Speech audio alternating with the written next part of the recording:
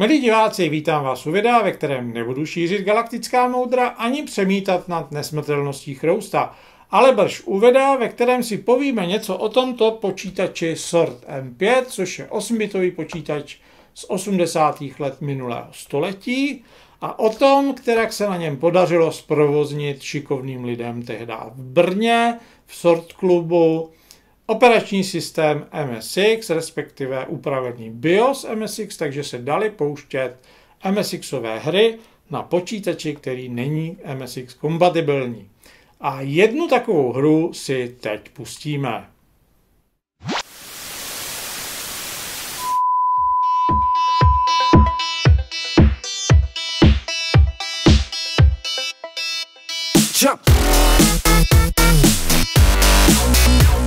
Než si tu hru pustíme, tak ještě pár slov k tomu, jak se vůbec mohlo stát, že se hra, která byla určená pro MSX, dala provozovat na Swordovi, který prostě byl hardwarově jinde a nebyl na to uspůsobený. Jak jsem říkal v předchozím videu, v Tuzexu jste si kupovali Sworda, k němu v základu byl Basic E, mohli jste si dokoupit Basic G nebo Basic F, rozdvojku z pamětí a tím vlastně byly vaše možnosti jakoby dané, pokud jde o programování v jazycích Basic. Pokud jste chtěli hrát hry, kupovali jste si cartridge, strkali je sem a vždycky jste hráli tu danou jednu hru. Tady je potřeba říct, že těch her bylo 12. Ano, ne 12 milionů, jako třeba pro Spectrum, ale opravdu 12 kusů, což bylo zoufale málo, takže bylo jasné, že se hledaly cesty, jak na Sworda dostat hry z jiných platform, z jiných systémů.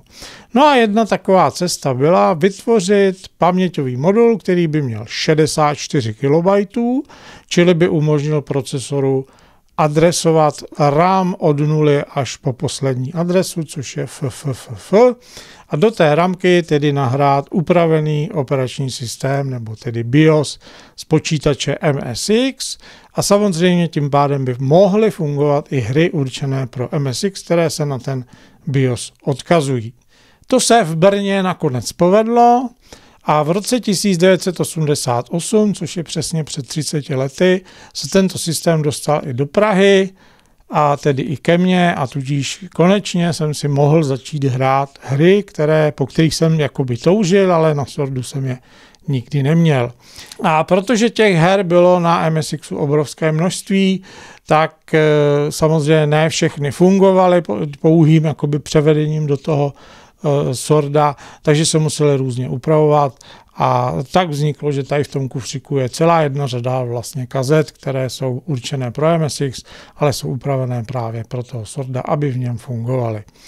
A ta hra, ten Road Fighter, kterou si teď budeme pouštět, je právě jedna z těch upravených her.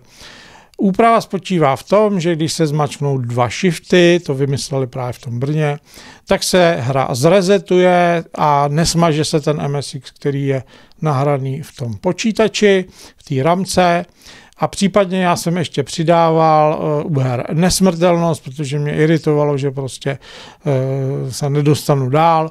Takže s tisknutím a přidržením tady toho tlačítka reset, které teda v tom emulátoru MSXu nemá žádný význam, tak se vlastně přepne nesmrtelnost, jakože se zapne nebo se případně vypne. Jo, takže to si při té hře také ukážeme. Ještě bych dodal, že kromě toho, že ten paměťový modul 64 KB byl v takovéto podobě, tak samozřejmě chytré hlavy vymysleli i jinou verzi, to je tadyhleto, na odkaz na video budete mít tadyhle, jako vždy. Je to prostě řadič na floppy mechaniku, je tam EPROM, diskové pole jakoby, nebo prostě sada EPROMek právě s programy, aby se nemuseli tahat z diskety nebo z disket. A je tam samozřejmě i těch 64 KB RAM programově odpínatelný, takže vlastně je to takové univerzální. Tím pádem odpadla potřeba mít kazety, všechno se dalo dát na diskety. Samozřejmě to mělo svá úskalí, protože formát, který to používalo, nebo který tady k tomu byl implementován byl systém CPM, čili úplně něco jiného, než je ten sort.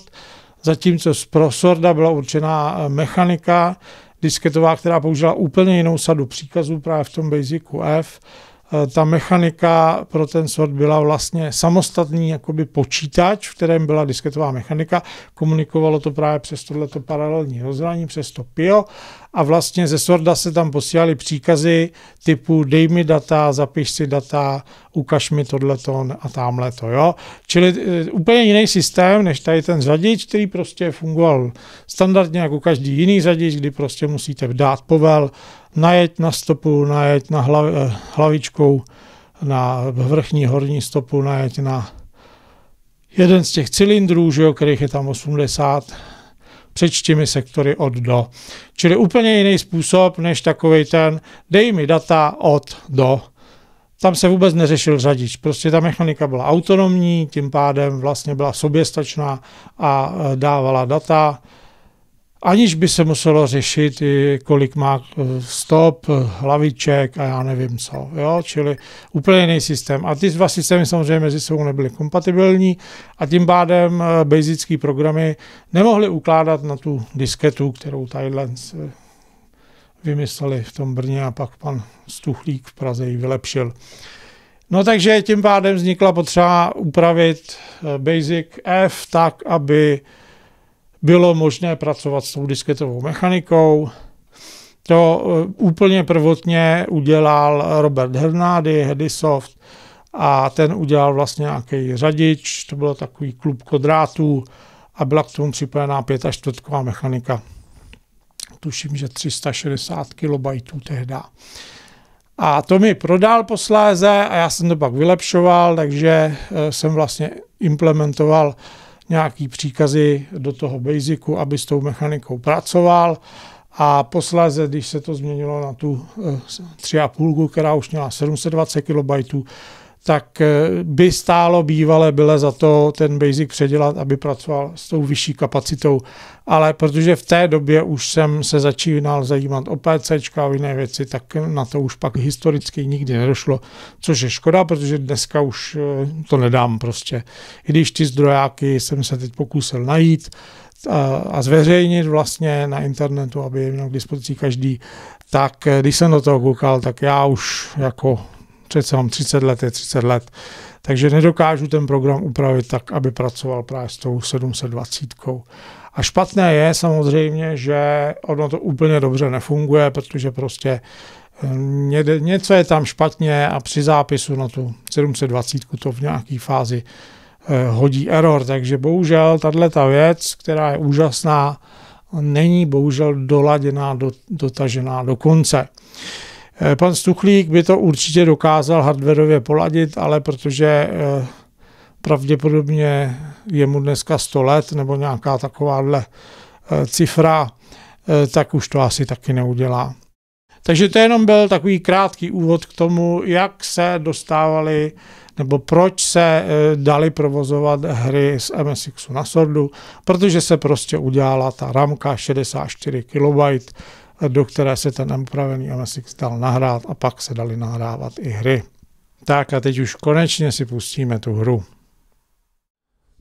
Pokud jste dávali pozor během mého plkání, tak jste mohli vidět, že se pustil počítač Sort M5, v tomto případě teda s modulem 64 KBI, takže se pustil Basic a příkazem tape se do něj nahrál zavaděč.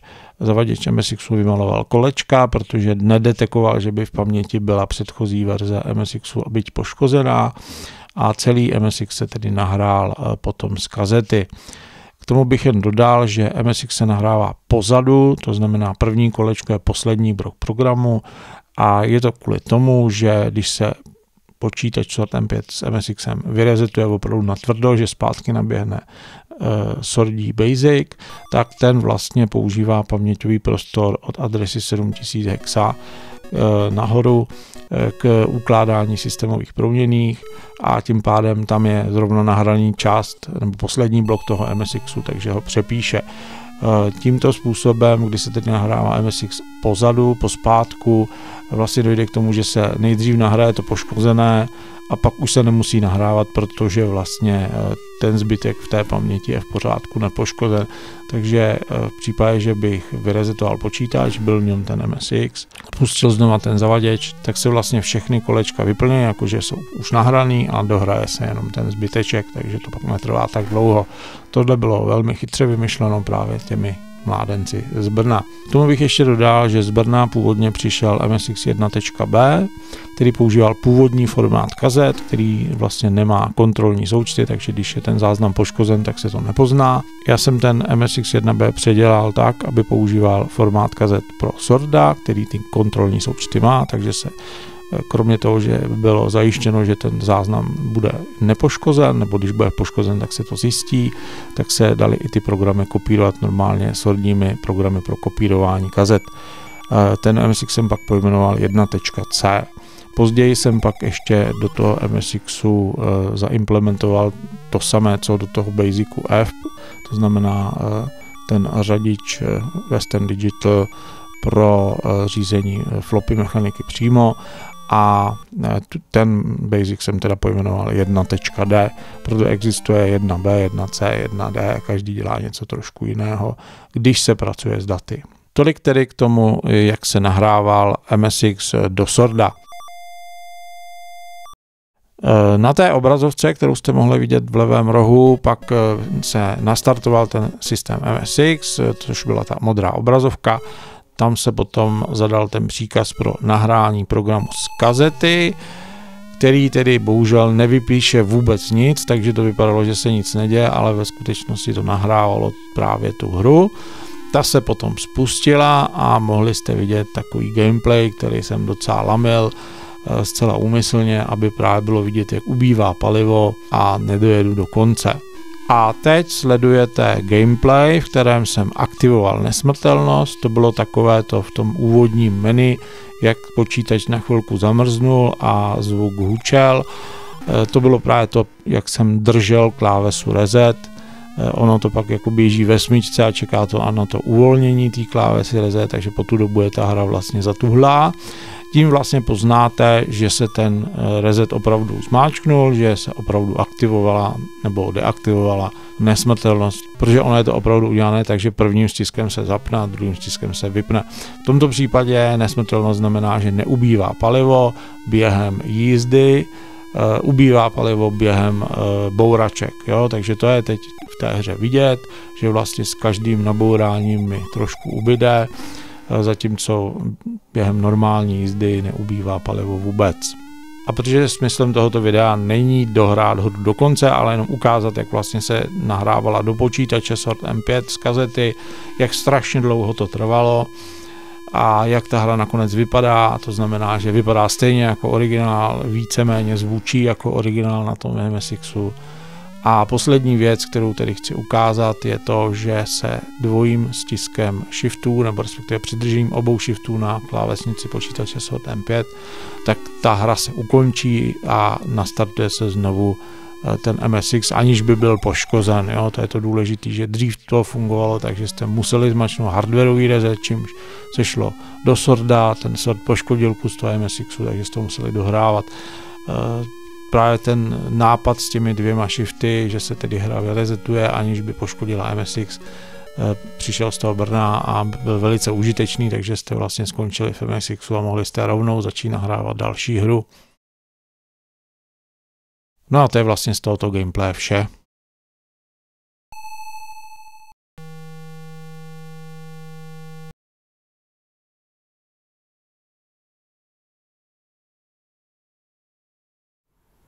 A to už je pro dnešek z tohoto videa opravdu vše. Já doufám, že se vám video líbilo, že ho okomentujete, olajkujete, případně nasdílíte a těším se na viděnou někdy příště u videa na podobné, případně úplně jiné téma.